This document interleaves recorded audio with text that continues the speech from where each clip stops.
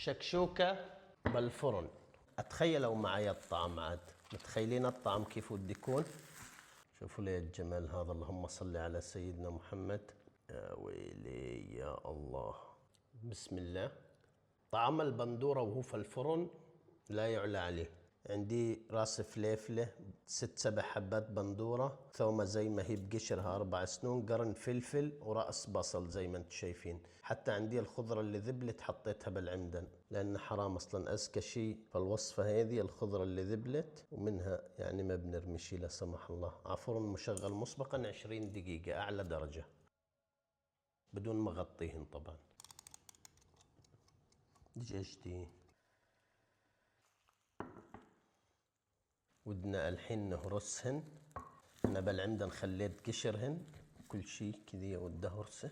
يا الله يا الروائح لو بتقدر توصلكم. بسم الله ما شاء الله. الفلفل ده خليه زي ما هو، نهرسهن كويس كويس. شوية فلفل أسود وملح طبعا. ضفت نص كوب مية. بنضيف البيض الآن. بسم الله. ملح على البيض طبعا، فلفل أسود برضو، وعلى الفرن برضو 20 دقيقة نفس الشي.